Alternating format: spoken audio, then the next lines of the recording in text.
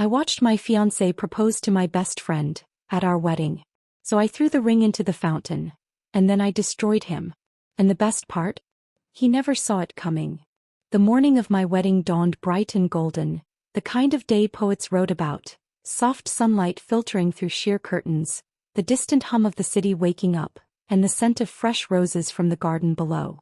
My bridal suite overlooked the manicured lawns of the Grand Allura Hotel, where white chairs had been arranged in perfect symmetry, waiting for guests who would soon fill them. I stood by the window, wrapped in a silk robe, watching the staff place the final touches. A young woman in a black uniform adjusted the bows on the chairs, her movements precise, almost ritualistic. Near the archway, the florist fussed over the peonies, her brow furrowed in concentration. Beyond them, the groom's party had already begun gathering, Ethan's brothers laughing too loudly, his father nursing a whiskey despite the early hour. "You're not even dressed yet," came a voice behind me. I turned to see Lila, my best friend since college, holding 2 champagne flutes. Her dark curls were pinned back, her bridesmaid dress, a soft blush pink, hugging her frame perfectly. She had been the one to help me pick it, insisting it would complement my ivory gown. "I'm savoring the quiet," I said, taking the glass from her. She smirked. "You're stalling. You've been planning this day for a year. Now you're just staring out the window." I shrugged. "It's surreal. In a few hours I'll be married." Lila's smile faltered for half a second before she took a sip of champagne. "Yeah. Crazy, right?" I studied her. She had been acting strange all week, distracted, jumpy. I had chalked it up to wedding stress. Now though, the way her fingers tapped against the glass, the way she wouldn't quite meet my eyes, it set off a quiet alarm in the back of my mind. Before I could press her, the door burst open and my mother swept in, trailed by a harried-looking makeup artist. "Ava, darling, we have exactly 2 hours before the ceremony, and you're not even in your dress," she scolded, though her eyes sparkled with excitement. Lila squeezed my arm. "I'll go check on the others." As she slipped out, I let my mother and the makeup artist swarm me, their hands fluttering like birds. The room filled with chatter, last-minute seating adjustments, the caterer's question about the vegan options, my younger sister complaining about her shoes. But my mind kept drifting back to Lila. The ceremony was supposed to start at 3. At 2:45 I stood at the end of the aisle, my father's arm linked with mine, the guests rising in unison as the music swelled. My gown was heavy, the lace intricate, the train pooling behind me like liquid ivory. I had dreamed of this moment. And then I saw them. Ethan wasn't at the altar. He was off to the side near the rose bushes, his back to me. And Lila, was standing close, too close, her hands clutching his. My steps faltered. My father frowned. "Ava." I didn't answer.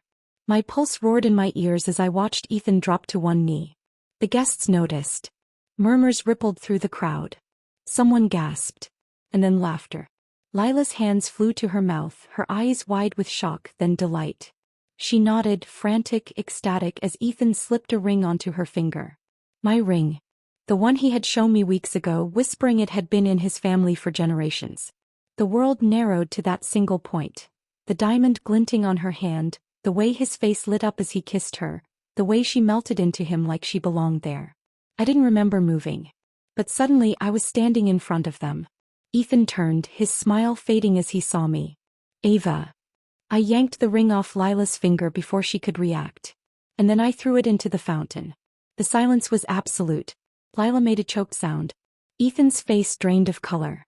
The ring hit the water with a soft plink, disappearing beneath the surface like a sinking secret. For a moment no one moved. The guests were frozen in their seats, their champagne flutes half raised, their smiles still plastered on their faces from when they thought this was just a wedding, not a funeral for my dignity. Ethan's mouth opened, then closed. His hands twitched like he wanted to reach for me, but he didn't dare. Lila found her voice first. "Ava, please." I turned on her so fast she flinched. "Please what?" My voice was ice. "Explain. Beg. Tell me this is some kind of joke." Her lips trembled. She looked at Ethan, desperate, like he would save her. He didn't. Instead he took a step back, away from her. His eyes darted to the fountain, then to me, calculating. I knew that look. He was trying to figure out how to spin this, how to make himself the victim, how to twist the narrative so that somehow this wasn't his fault. I didn't give him the chance. You, I said, my finger jabbing into his chest, are a coward. His jaw tightened. Ava, let's talk about this inside. No, I laughed, sharp and humorless. No, Ethan. You don't get to dictate anything anymore. The guests were murmuring now. My mother had a hand over her mouth. My sister looked like she was about to lunge at Lila. And Ethan's brothers?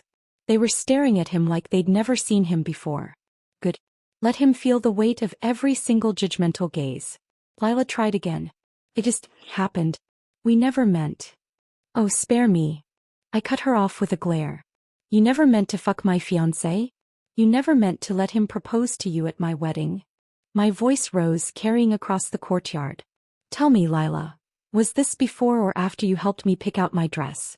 Before or after you gave that toast last night about how lucky I was to have him? She flinched like I'd slapped her. Ethan finally found his spine. Ava, that's enough. I turned to him slowly. Enough, Ethan. We're just getting started. And then I did what I should have done years ago. I punched him in the face. The crack of my knuckles against his jaw was so satisfying. Ethan staggered back, clutching his face, his eyes wide with shock. Someone in the crowd gasped. One of his brothers actually cheered. Lila screamed. Ava, what the hell? I flexed my fingers. That was for wasting 6 years of my life. Ethan wiped his mouth, his fingers coming away red. He stared at the blood like he couldn't believe it was there. You hit me. And I'll do it again if you don't get the hell out of my sight, I said calmly. For a second I thought he might actually try to fight back. His fists clenched. His chest heaved. But then his gaze flicked to the crowd, to his horrified parents, to my furious family, to the guests already pulling out their phones to record this disaster. And he deflated. Coward. Lila grabbed his arm. Ethan. He shook her off. Not now, Lila. Her face crumpled. I almost felt bad for her. Almost. Then the wedding planner finally snapped out of her stunned silence and rushed forward. Perhaps we should adjourn to a more private location? I laughed. Oh no. Let them stay. Let everyone see exactly who they are. Ethan's face darkened. You're enjoying this. Not yet, I said, smiling sweetly. But I will. And with that I turned on my heel and walked away, leaving him bleeding, Lila crying, and the entire wedding in ruins behind me. The hotel suite door slammed behind me with finality. The silence was deafening. For the first time since the courtyard I was alone. I exhaled, long and slow, staring at my reflection in the floor-length mirror. My wedding dress was still pristine. Ivory lace, delicate beading, the kind of gown that should have been immortalized in photos. Now it was just fabric. Just a costume for a performance that had ended in disaster. I reached behind me, fingers fumbling with the buttons. 1, 2, 3. My hands shook. I gritted my teeth and forced them steady. No. You don't get to fall apart yet. A knock at the door. I didn't answer. It came again, louder this time. Ava. My sister's voice, tight with worry. Open the damn door. I considered ignoring her. But Mira had never been patient. If I didn't let her in, she'd probably kick the door down. I turned the lock. She stormed in like a hurricane, her bridesmaid dress wrinkled, her dark curls escaping their pins. What the hell just happened? I shrugged. I think it was pretty self-explanatory. She gaped at me. You punched him. And she threw her hands up. I didn't even know you could punch like that. A laugh escaped me, sharp, unexpected. Years of kickboxing finally paid off. Mira shook her head, but her lips twitched. Then her expression sobered. They're still out there, you know. Lila's crying like a damn soap opera actress, and Ethan's trying to explain to his parents. She made air quotes around the word. It's pathetic. I walked to the window, staring down at the courtyard. From this height, the guests looked like scattered ants, clustering in hushed groups. The chairs were still perfectly arranged. The flowers still bloomed. The fountain still sparkled. Somewhere in that water was my ring. What are you going to do? Mira asked quietly. I didn't answer right away. Because the truth was I didn't know. I could scream. I could burn every photo of us. I could take a bat to Ethan's precious car. But none of that would change what had happened. None of that would undo the humiliation. Mira stepped closer. Ava. I need a drink, I said abruptly. She blinked. That's it. For now. I turned away from the window. Where's Dad? Talking to the hotel manager. Trying to figure out how to handle the departing guests. She hesitated. Mom's with Lila's parents. I stiffened. What? They're pissed, Ava. Like, disowning their daughter on the spot pissed. Mira crossed her arms. Turns out not everyone thinks home-wrecking is a cute personality trait. A dark, vicious satisfaction curled in my chest. Good. Let Lila lose something too. I found Ethan in the hotel bar. He was alone, a half-empty whiskey in front of him, his tie loosened. A fresh bruise was already blooming on his jaw. He didn't see me at first. I took my time walking over, savoring the way his shoulders tensed when my shadow fell across his drink. Fully he turned. Ava. His voice was hoarse. I slid into the seat beside him. Ethan. Silence. The bartender hovered uncertainly. I ordered a gin and tonic. Ethan swallowed. I deserved that punch. You deserve worse. He flinched. My drink arrived. I took a slow sip, letting the bitterness wash over my tongue. How long? He didn't pretend to misunderstand. 3 months. 3 months. I set my glass down carefully. Was it ever real? Us. Of course it was. Don't. My voice cracked like a whip. Don't you dare lie to me now. His knuckles whitened around his glass. I loved you. But Lila was... He stopped himself. Shook his head. It doesn't matter. No, I agreed softly. It doesn't. I stood, leaving my drink unfinished. Ethan grabbed my wrist. Ava, please. I looked down at his hand. Then back at him. He let go. You'll regret this, he whispered. I smiled. Oh, Ethan. You already do. 3 days after the wedding my phone finally died. I hadn't charged it. Hadn't even looked at it since the moment I walked out of that hotel bar. But when I fished it out from under a pile of clothes, still in my suitcase because I hadn't bothered unpacking, the screen was dark. No missed calls. No voicemails. No avalanche of texts demanding explanations or offering hollow sympathy. Just silence. I plugged it in and waited. The second it powered on, the notifications exploded. 47 missed calls. 112 new messages. 28 voicemails. I scrolled through the names. Mira, Dad, my college roommate, my assistant, 3 different cousins, a handful of wedding guests whose numbers I didn't even have saved. And then, of course, the ones from Ethan and Lila. I deleted those without reading them. Myra's most recent text stood out. Turn on channel 7. Now. I frowned. Grabbed the remote. The local news was running a fluff piece about wedding season trends, but the banner at the bottom of the screen caught my eye. Local bride's wedding day shocker. Video goes viral. My stomach dropped. The clip was short, maybe 15 seconds. Just enough to capture Ethan on one knee, Lila's stunned face, me storming forward. The footage cut off right before I threw the ring, but the anchor's smirk said enough. Social media has dubbed it the proposal heard round the world, with the video amassing over 2 million views in less than 48 hours. The groom, Ethan Cole, is the son of prominent real estate developer Richard Cole, while the bride. I turned it off. My hands were steady. That surprised me. The phone rang. I answered. I saw it. It's everywhere, she hissed. TikTok, Twitter, even fucking Instagram Reels. Someone edited it with dramatic music and everything. I closed my eyes. Of course they did. Lila's trying to spin it. Myra's voice turned sharp. She gave some bullshit interview to Style Weekly about how it was true love and fate. I laughed. Actually laughed. Let her. Silence. Then cautiously, you're not upset? Oh, I'm furious. I stared at my reflection in the black TV screen. But let her dig her own grave, Mira. The deeper the better. Because here's the thing about humiliation. It's only power if you let it hurt you. And I was done hurting. Lila had always cared too much about what people thought. It was why she agonized over every Instagram caption. Why she panicked if her latte wasn't aesthetic enough for a story post.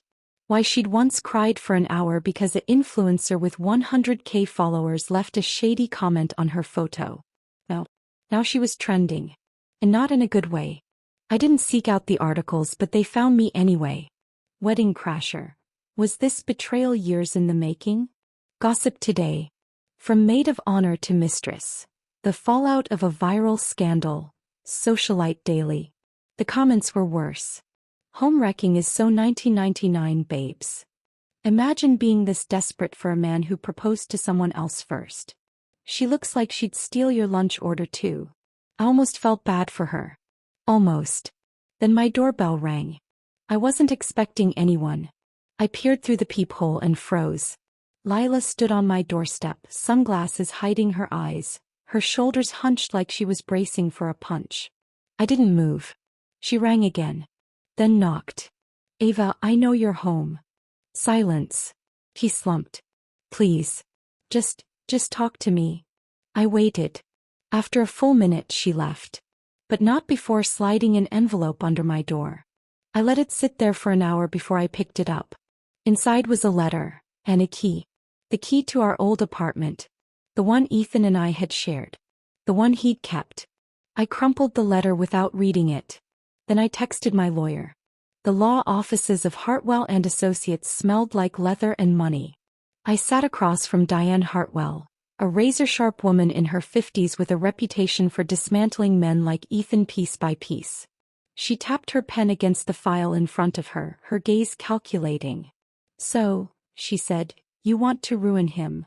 I smiled. I want what's mine. Diane flipped open the folder. According to this, what's yours includes half the apartment, the wedding expenses and, she paused. A joint investment portfolio? I nodded. We bought into a startup 2 years ago. His idea but my connections. Her eyebrows rose. And how much is that worth now? Last valuation? Just under 2 million. Diane whistled. And he thinks he can keep it? He shouldn't, I said. But he'll try. Ethan had always been good at playing the victim. I could already imagine his spin. She threw the ring away. She punched me. She's being unreasonable. Diane slid a contract across the table. Then let's make sure he doesn't have a leg to stand on. I signed without hesitation. Ethan's lawyer called it a blatant cash grab. I called it justice. The lawsuit hit the courthouse steps the same day Lila's tearful interview aired on a daytime talk show. The host had fawned over her, painting her as some kind of tragic heroine. Sometimes love is messy. The internet disagreed. Girl, you messy. Love had nothing to do with this. A truth hurts ya.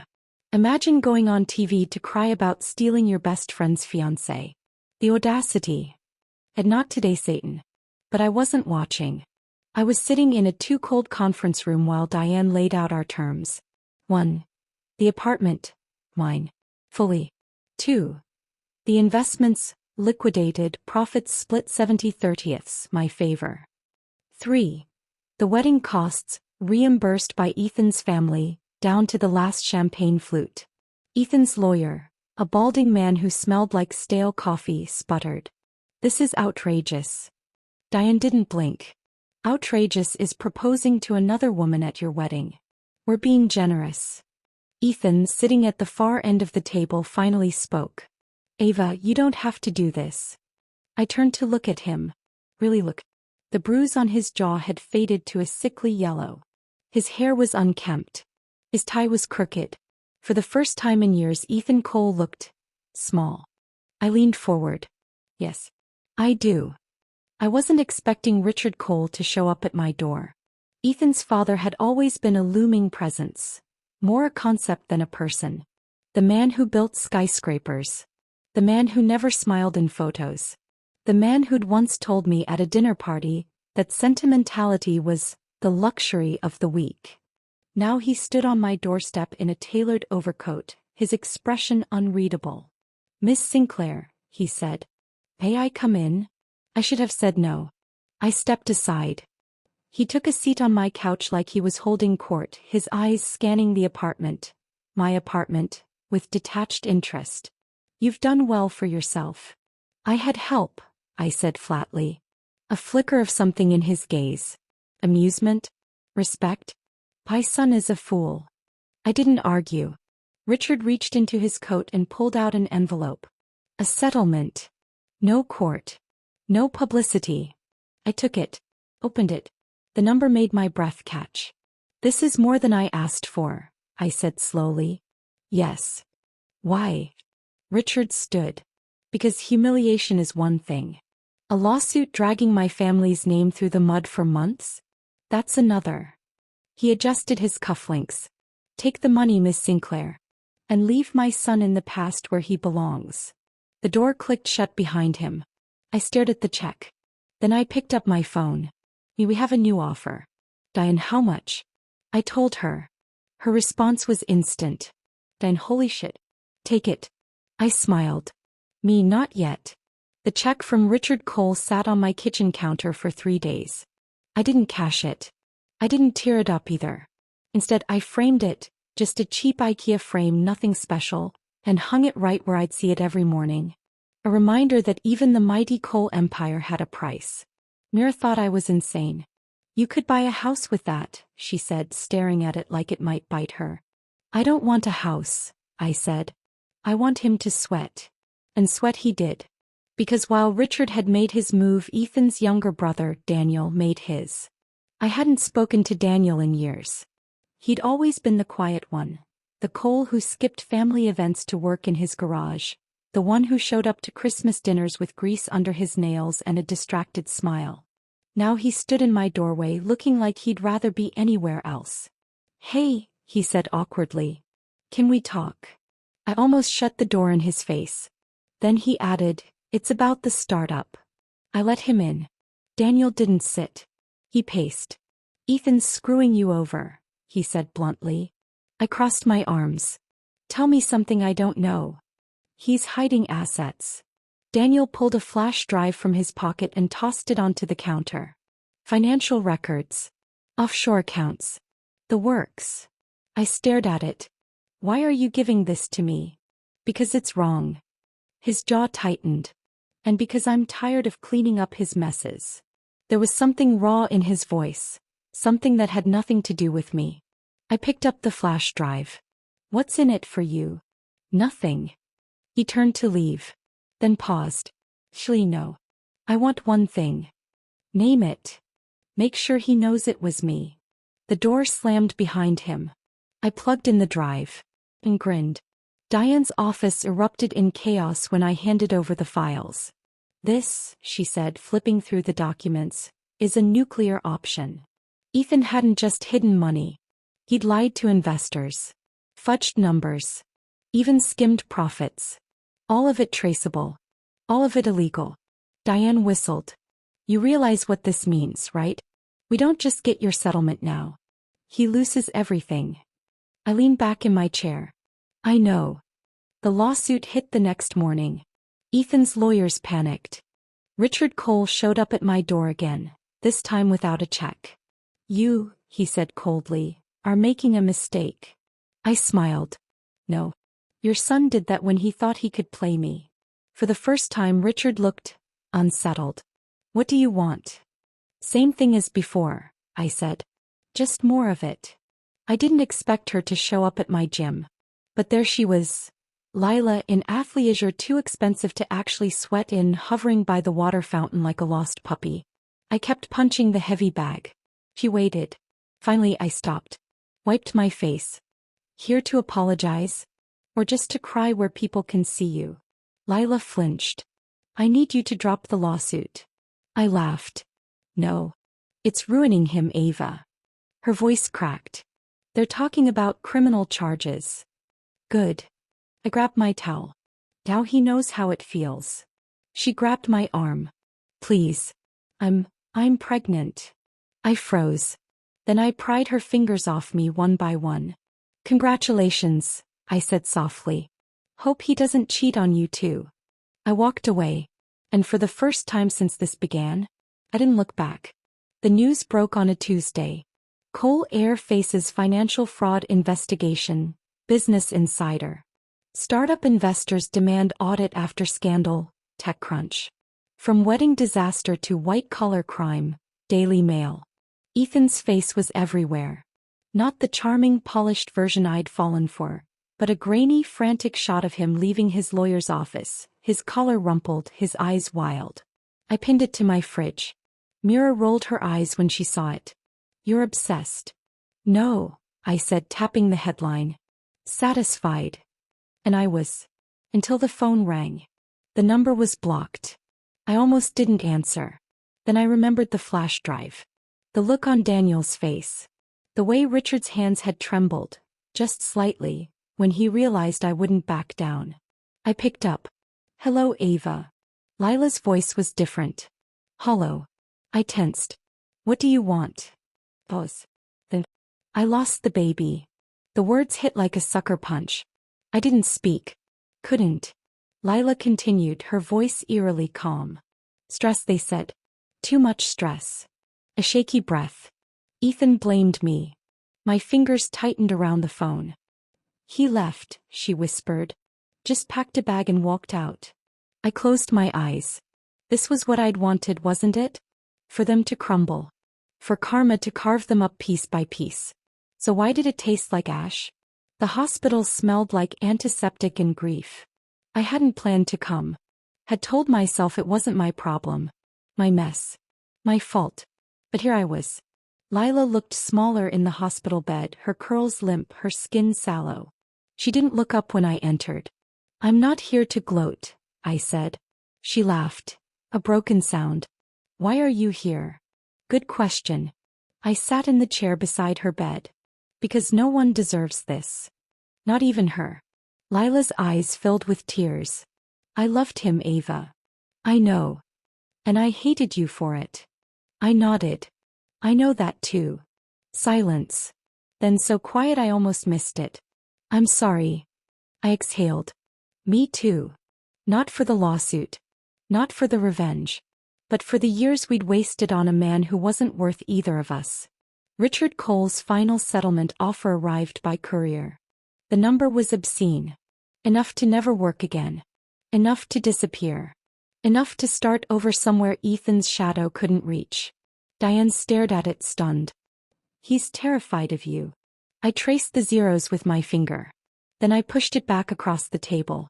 "No." Diane blinked. "I don't want his money," I said. "I want something else." The press release hit every major financial outlet simultaneously at 11:59 a.m., that precise timing being my final flourish. I sat in my newly leased corner office, watching the digital storm unfold across 6 monitors, each screen reflecting a different facet of the destruction. Bloomberg Terminal Alert. Cole Holdings CLH. Leadership restructuring announced. Cole removed from all executive positions. New venture partnership with Sinclair Capital.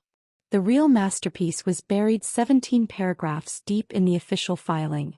Effective immediately, all intellectual property developed under the former Emerging Markets Division, 2016 to 2023, will be reassigned to Sinclair Capital Holdings under terms of the new partnership agreement, with Daniel Cole retaining oversight privileges. My phone lit up with Daniel's response before the markets could even react. "Christ, Ava. You didn't just take his chair. You melted it down and recast it as a monument." I sipped my espresso, watching CLH stock begin its precipitous drop. The beauty wasn't in the collapse. It was in the precision. Every clause I'd negotiated, every concession I'd pretended to make, had been surgical strikes disguised as compromise. Ethan's call came through at 12:47 p.m. I let it ring. The second call came from Richard Cole's private line. I answered on the 4th ring. "Ava." His voice carried the weight of a man who'd just seen his life's work dismantled by a woman half his age. "There's still room for negotiation." I watched the ticker continue its descent. "No, Richard. There isn't." The silence stretched like a noose. "You'll ruin him." I turned my chair toward the floor-to-ceiling windows. Manhattan spread before me like a conquered kingdom. Not ruin. Just equalized. The click of him hanging up was sweeter than any apology. 6 weeks later. The article in the Wall Street Journal was surprisingly gracious. Sinclair Coal Ventures announces first closing at $750 million. Former Coal Holdings scion notably absent from investor list. Attached to the email from my press team was the accompanying photo. Daniel and I shaking hands in the Coal Holdings lobby, the portrait of Richard Cole looking on from the wall behind us. My assistant buzzed in. "Mr. Cole is here for your 3 o'clock. Send him in." The door opened to reveal not Daniel but Ethan, hollow-cheeked, his tailored suit now hanging slightly loose. He held a single envelope. "Consolation prize?" I asked, nodding toward it. "Resignation." His voice was scraped raw. "From the board. From everything." I took the envelope but didn't open it. "Where will you go? Does it matter?" For the first time in years I felt something akin to pity. "No," I admitted. "I suppose it doesn't." As the door closed behind him, I placed the unopened envelope in my desk drawer, right beside the framed check from Richard that had started it all. The game was over. And for the first time since that cursed wedding day I was at peace. Epilogue. 1 year later. The cafe was new. One of those artsy places with too many plants and handwritten chalkboard menus. Lila stirred her latte. "So, you own part of his family's company now." "Technically," I said, "I own part of Daniel's company." She smirked. Still brutal. We lapsed into silence. Not the tense kind. Just quiet. Lila had moved to the coast. Started a pottery business. Posted sun-drenched photos of her studio with no trace of Ethan in sight. I'd built a fund from the ground up. Taken meetings in Richard Cole's boardroom without flinching. And Ethan? Last I heard he was in Bali. Alone. Lila raised her cup. "To fresh starts." I clinked mine against hers. "To knowing our worth." Outside the sun shone. And for the first time in years, I didn't look back. The end.